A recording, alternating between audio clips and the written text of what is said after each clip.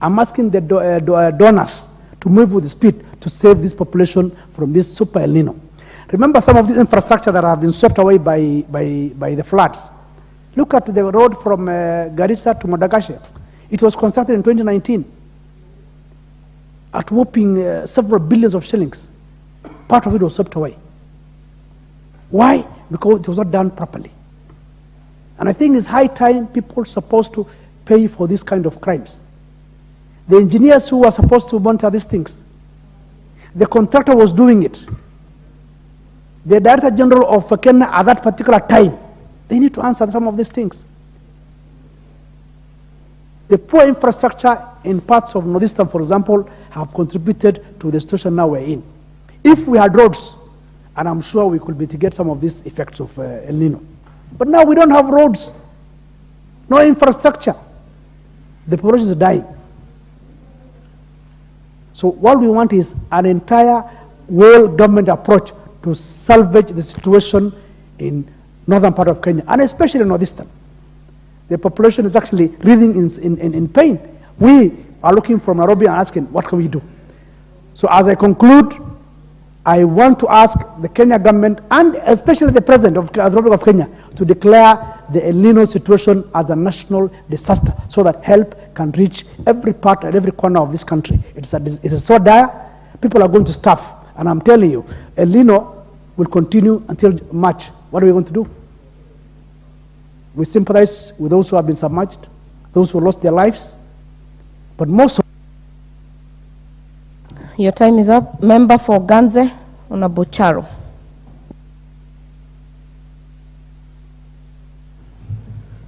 Thank you very much, Madam Speaker, for this opportunity.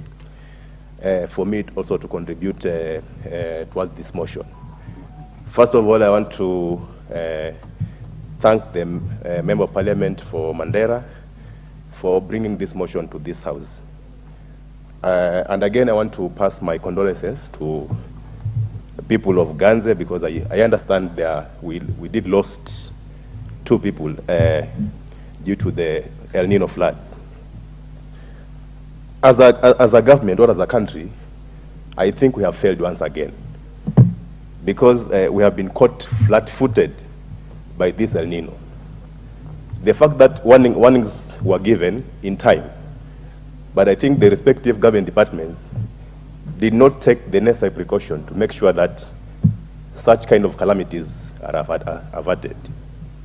As we speak right now, there are so many people in Ganze who have been surrounded by water. Those who live near riverbanks, those who live in swampy areas. As we speak right now, they cannot get out of their places because of the water surrounding them. As we speak right now, we have not had any help from any government institution, be it the national government, be it the county government. Over 1,000 people right now in Ganze are living in dire conditions. They need to be evacuated from where they live. And there has been no support forthcoming so far.